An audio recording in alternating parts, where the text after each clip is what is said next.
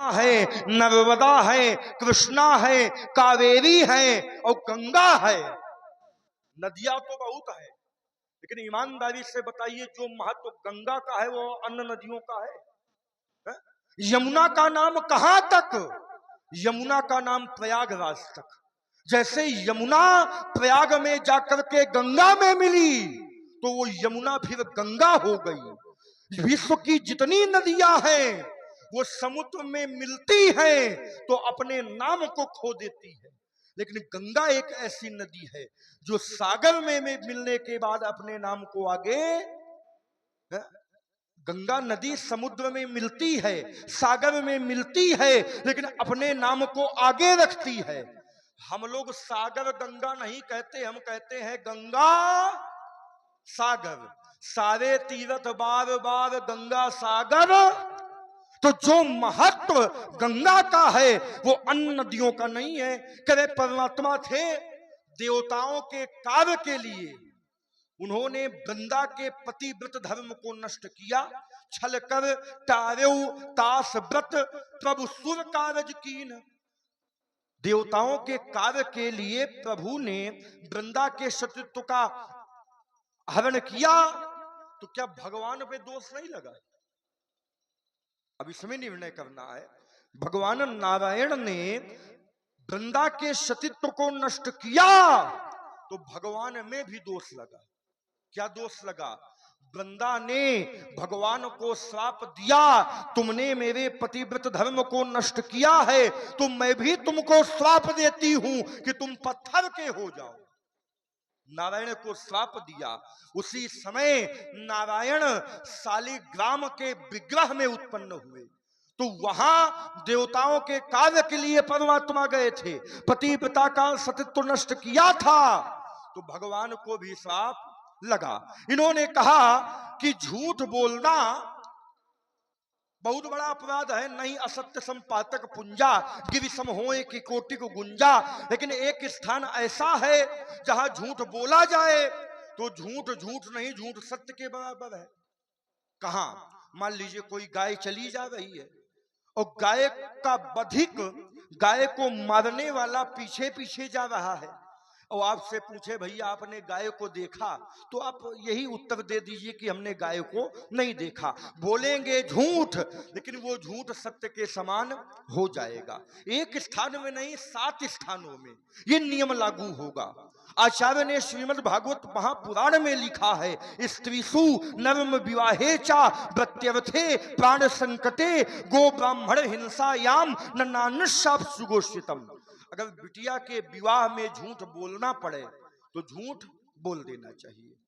नर्म विवाहे चा प्रत्यर्थे, अगर आप व्यापार कर रहे हैं तो व्यापार में अगर हरिश्चंद्र बन के व्यापार करोगे कुछ और लाभ होने वाला नहीं है। तो व्यापार में अगर झूठ बोल देंगे तो उस झूठ का कोई अपराध नहीं है। प्रत्यर्थे प्राण संकटे, अपने प्राणों की रक्षा के लिए, ब्राह्मण के प्राणों की रक्षा के लिए, गाय के प्राणों की रक्षा के लिए अगर झूठ बोला जाए तो झूठ झूठ नहीं, झूठ भी सत्य के समान है।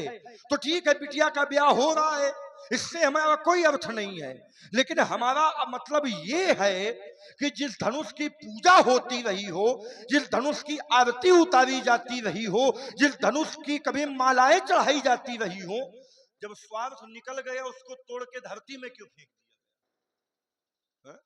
पापी से पापी व्यक्ति भी जब मरता है तो संसार के व्यक्ति भी उसको 4 लोग कांधा देते हैं, उसको कुशासन दिया जाता है, उसको भी गंगा जल दिया जाता है, जिसने मानवता की रक्षा के लिए अपने जीवन का बलिदान कर दिया।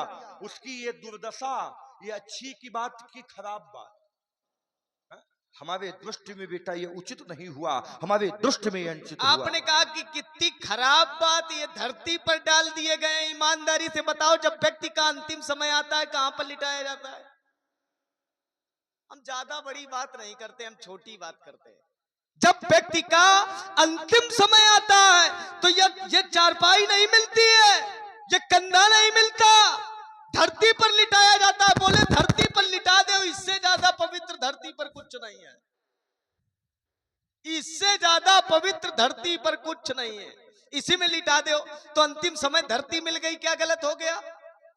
और 5 तत्वों से शरीर बना भी है, क्षिति जल पावक गगन समीरा, और पंच रचित अति अधम शरीरा। तो 5 तत्वों से बना है, 5 तत्वों में मिला है, तो इसमें दोष क्या है? इसमें गलत क्या है? कुछ गलत नहीं है। आपने कहा कि गंगा जल डाला जाता है, तो गंगा जी में तो ये स्नान कर रहे हैं राम भगति, जहां सुरसरी धारा, तो ये गंगा जी स्वयं ना आ रहे हैं, तो गंगा ले जाने की आवश्यकता नहीं है। और बताओ, आपने एक बात और कही, आपने कहा कि भगवान विष्णु ने वृंदा के साथ छल किया, छल कर टारे सुतास व्रत प्रभु सुर कारज कीन, देवताओं के हित के लिए ऐसा किया, तो क्या भगवान को दोष नहीं लगा? दो मुखी वार्ता करते हो आप। पहले क्रम में आपने कहा था समृद्ध को नहीं दोष गोसाई, इसको कहां ले जाओगे? आपने पहले क्रम में कहा था समृद्ध को नहीं दोष गोसाई, और रवि पावक सुरसर की नाई, जब समर्थवान व्यक्ति को कोई दोष नहीं लगता। हमने कहा था भगवान शंकर ने झूठ बोला, किसी ने गलत नहीं कहा, तो आपने कहा सामर्थवान व्यक्ति को दोष थोड़ी लगता। जब हमने वृंदा का एक उदाहरण दिया, तो परशुराम जी खुदे करवट पटल गए, हमारे पाले में बोलने लगे। आपने स्वयं पहले क्रम में कहा था कि समृद्ध को नहीं दोष गोसाई, रवि पावक सुरसर की नाई, सामर्थ्यवान व्यक्ति को दोष नहीं लगता, कोई दोष नहीं देता।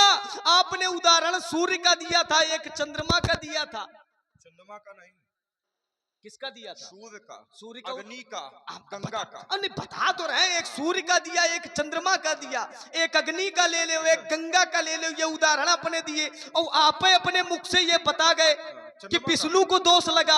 आपने ही अपने मुख से ये कहा कि सामर्थ्यवान को कोई दोष नहीं लगता, और आपने अपने मुख से ये भी कह दिया कि विष्णु को दोष लगा। दोनों बातें आप के मुख से, हमारे मुख की नहीं है, ये आप के मुख की है, और भगवान की कृपा से ये सब चल रहा है दूरभाष। तो दोनों बातें आप की मुख की है। तो एक पाले पर अगर यात्रा करो तो यात्रा सुगमता से होगी। आपने कहा कि भगवान को भी दोष लगा, भगवान को भी गलत कहा गया। हमारी आपकी बात एक और अनेक की चल रही थी।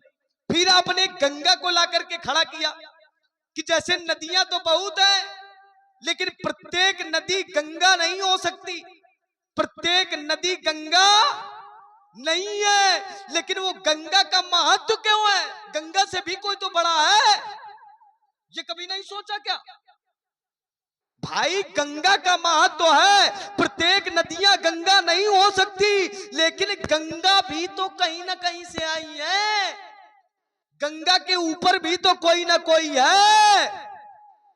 गंगा जी कहां से आई? भगवान के चरण कमल से आई। तो गंगा के ऊपर कौन? भगवान। तो ये कहो, जब एक का पाला पकड़ो तो दो नाव पर पैर न रखो, अगर दो नाव पर पैर रखो तो फिर एक का पाला न पकड़ो। अगर भगवान को पकड़े हो तो फिर गंगा की बात कर रहे हो।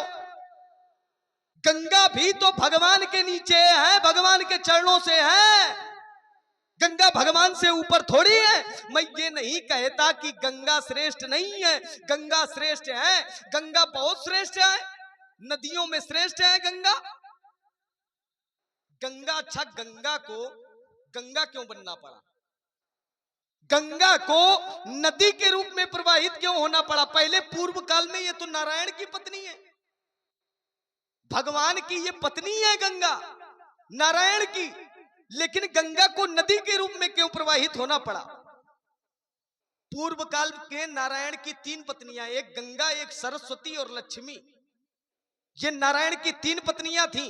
गंगा और सरस्वती में एक बार विवाद हो गया, तो सरस्वती ने क्रोध में आकर के गंगा को श्राप दिया कि जाओ तुमको मृत्युलोक में जाना पड़े, और तुम मृत्युलोक में जाकर के नदी के रूप में प्रवाहित हो। तो सरस्वती और गंगा में जब ये वार्तालाप चल रही थी तो गंगा जी को भी क्रोध आया, बोले तुमने निरपराध, कोई अपराध नहीं, तुमने हमको श्राप दे दिया।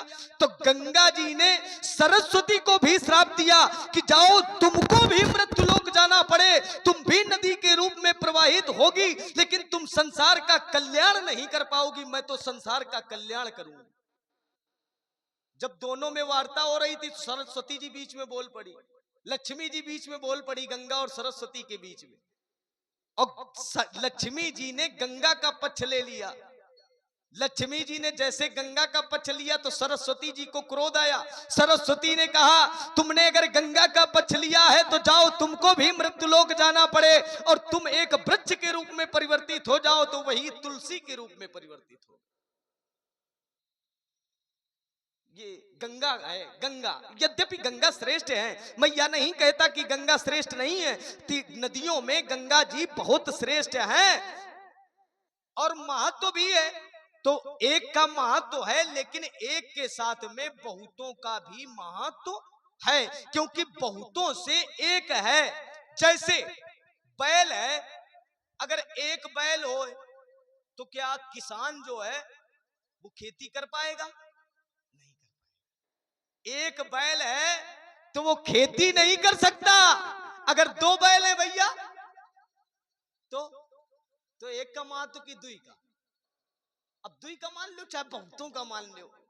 अब भाई जैसे किसान है, अब तो ये तो ग्राम भाषा है, तो यहाँ पर किसान तो होंगे। अब किसान है तो खेती जरूर होगी, जब खेती है तो उसमें जुताई जरूर होगी। अब जनक जी ने हल चलाया था, आपको भी चलाना पड़ेगा। तो जब हल चलाना पड़ेगा तो उसमें एक बैल की नहीं, जोड़ी की आवश्यकता पड़ेगी। और जब तक जोड़ी नहीं है तो हल चलने वाला नहीं है। तो यद्यपि एक श्रेष्ठ है, परमात्मा श्रेष्ठ है, लेकिन बहुतों का भी महत्व होता है। चलिए, आपने कहा था जो दृश्य, हमने कहा जो दृश्य अच्छा नहीं होता उसका उद्देश्य बहुत अच्छा होता है। तो संत महापुरुष विरोध नहीं करते हैं। ये दृश्य अच्छा है, दृश्य अच्छा नहीं है, उद्देश्य अच्छा है, आप विरोध क्यों कर रहे हो? सब सुखी हैं तो आप क्यों दुखी हो? तो आपने कहा इसको तोड़वा करके धरती पर डलवा दिया गया है, इसलिए हम दुखी हैं। जिसका आप मरण देख रहे हो उसका हम तरण देख रहे हैं। जिसका आप मरण देख रहे हो उसका हम तरण देख रहे हैं। संसार में 4 स्थान ऐसे होते हैं जहां पर व्यक्ति हो या वस्तु हो, अगर अपने प्राणों का अंत करता है तो उसे सुमेव मोक्ष की प्राप्ति होती है। ब्रह्मणार्थे, गौआर्थे, स्त्रीणाय बाल बंधे सुचा।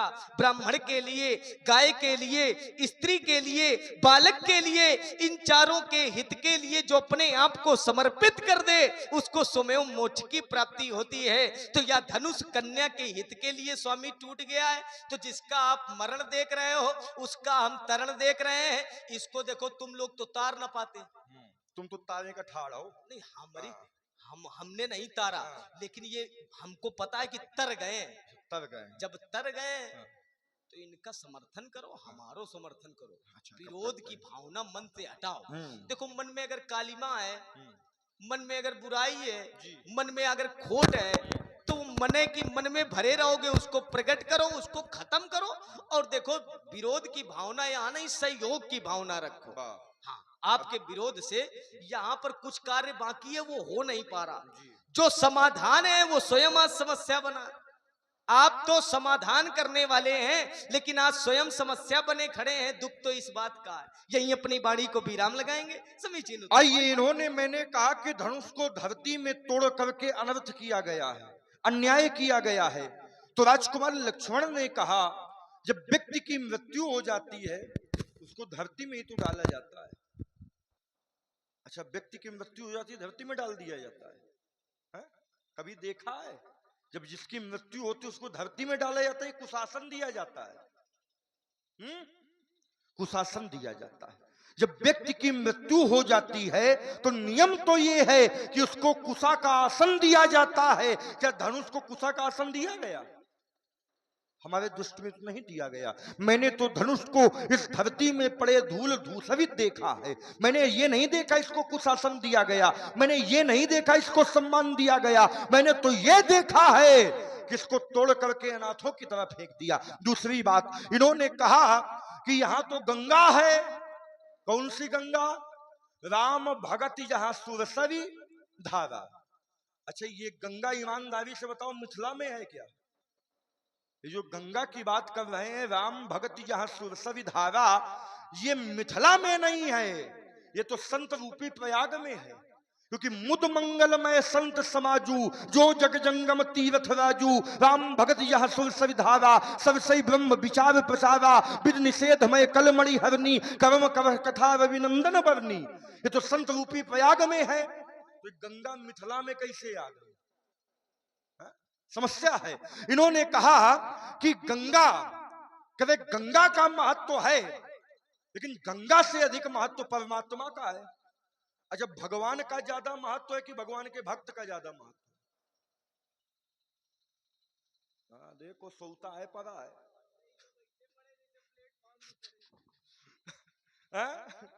क्या है? तो कहा मोरे मन प्रभु अस विश्वासा, और राम ते अधिक राम कर दासा। जो परमात्मा का दास है, परमात्मा से ज्यादा उसका महत्व है। कहे गंगा का तो महत्व है बेटा, गंगा का तो इतना महत्व है, परमात्मा के दर्शन करो तो मुक्ति नहीं मिलेगी, लेकिन गंगा के केवल दर्शन कर लो तो मुक्ति मिल जाएगी। गंगा तव दर्शनात् मुक्ति ही, शास्त्र ने कह दिया कि गंगा के दर्शन मात्र से व्यक्ति को मुक्ति मिल जाती है। अरे दर्शन को छोड़ो, तरस परस मुख मज्जन पाना, और हरे पाप कहा वेद पुराना। गंगा का दर्शन हो जाए, गंगा जल पान हो जाए, गंगा में स्नान हो जाए, तो यही व्यक्ति के पापों को नष्ट करने का एक साधन है। देखो गंगा हमको ब्रह्मा विष्णु महेश बना देती है। आप लोगों ने गंगा स्नान किया है? कितने लोगों ने किया है भैया? हाथ उठाओ। जो स्वागत है उनकी बात हम नहीं करते, जो जागृत अवस्था में उनकी बात करते हैं। आप सब लोगों ने गंगा का स्नान किया। आप लोग ब्रह्मा विष्णु महेश बने कि ना बने? बगल वाले कह रहे हैं हम तो बिल्कुल ना बने। बने हैं, लेकिन आपको आभास नहीं हुआ। विचार कीजिए, जैसे आप गंगा स्नान करने गए तो गंगा में आपने प्रवेश किया, तो गंगा जी आपके चरणों में आ गई। और भैया गंगा किसके चरणों से निकली है? नारायण के चरणों से। तो आप भगवान विष्णु बन गए। और आगे चलिए, गंगा में जैसे डुबकी लगाया तो गंगा जी आपके मस्तक में आ गई, और गंगा जी किसके सिर में है? भगवान शंकर बन गए। और बाद में गंगा नहाओ और कमंडल में गंगा भरे अपने घरे चले जाओ। तो ब्रह्मा विष्णु महेश हमको गंगा बना देती। राजकुमार लक्ष्मण ने बड़ा सुंदर दर्शन दिया। इन्होंने कहा कि गंगा का विशेष महत्व है, पूरी व्याख्या बताई। देखिए गंगा भगीरथ लाए हैं इस धरती में, गंगा को लाने वाले हैं भगीरथ। और भगीरथ के पहले हरिश्चंद्र हुए, और हरिश्चंद्र गंगा के किनारे ही चिता जलने का कर लिया करते थे। तो जब गंगा भगीरथ लाए तो हरिश्चंद्र किस गंगा के घाट के किनारे कर लेते थे? उस समय असी नाम की गंगा इस धरती में बहती थी, इसलिए वाराणसी में एक असी नाम का घाट है। तो बेटा अगर तुम ये बात करते हो कि हम विरोध ना करें, तो विरोध तो तब तक होगा जब तक हम उस व्यक्तित्व को जानेंगे नहीं। एक बहुत अच्छी आपने बात कही, हम बड़ा प्रसन्न हुए। चलो, आपने तो कहा कि भागीरथी जी गंगा को लेकर गए, लेकिन हरिश्चंद्र जी के कार्यकाल में कौन सी गंगा थी? तो आपने उसका नाम भी बताया, असी गंगा। अच्छा, वो असी गंगा लाने वाला कौन था? ये भी सही है। नाम तो बताया कि वाराणसी इसलिए नाम पड़ गया, उसको लाने वाले 12 भगवान हैं। 12 भगवान, इसीलिए पर वाराणसी नाम पड़ गया।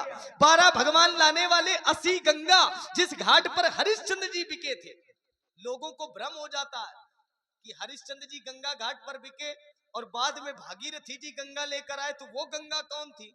तो असी गंगा है। इसके लिए आपको साधुवाद है, आपने नया चिंतन दिया। अब साधुवाद न दो, वैसे काम नहीं बने। नहीं तो देखो, जैसे बन जाए वैसे बना लो, जो कुछ कर पाओ तो कर लो, अबे तक तो कर ही नहीं पाओ। ये लड़का सयानी कर रहा है, फिर देखो अगर हाँ। लड़का सयानी अगर हो जाए तो भाई हम लड़का तुम हो पुरिखा। हाँ, अगर मान लो लड़का सयानी हो जाए तो तुम नीचे हम ऊपर, तुम नीचे हम ऊपर, धोखे में मान लो। हाँ, धोखे में, धोखे में हम दही के धोखे चूना नहीं खाते, चक्कर में ना रहना।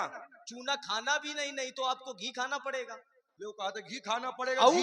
घी तो हमने बहुत खाया, सवीवे दिखाई दे रहा है। चूना वही पचा पाएगा जो घी खाएगा। अच्छा। बाकी सब लोग पचाने वाले नहीं है। हाँ, हाँ। ये बार बार फरसा हमको दिखा रहे हो। बिल्कुल। ये फरसा, ये फरसा, ये ये फरसा, ये जो तुम दिखा रहे हो, जो तुम हाँ। दिखा रहे हो। हाँ। हम छतरी के लड़का ने खक्कर धनिम बांधे घूमे थे। कहा था करधनी में करधनी में बांधे घूमे थे, जो दिखा रहे हो।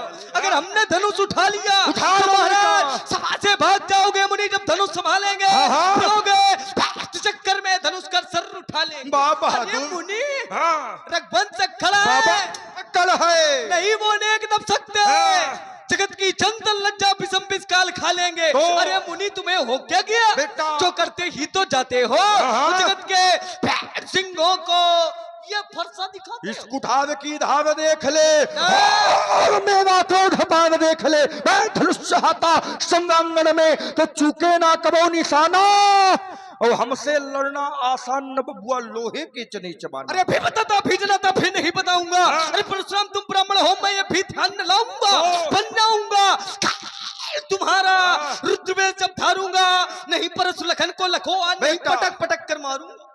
भलाई का जमाना ना पटक पटक कर मारूंगा। कई बार पटक पटक कर मारूंगा, तुम हमका उठा ले, यही बहुत बड़ी बात है, हैं? अब पटक पटक के मारने की बात न करना बेटा, क्योंकि गर्भ गिर जाते हैं नरेश नारियों के सोच माई, गर्भ मई पालों के धरा में धूल खाते हैं। ये रक्त से रक्तमान होती वसुंधरा, ये लाशों पर लाशों के ढेर लग जाते हैं। देखता कर नहीं भी प्रभेद क्षण भर में मजा दिखा देता। हाँ। ब्राह्मण जान के बचा रहे हैं। बेटा देखता अगर नहीं भी प्रभेद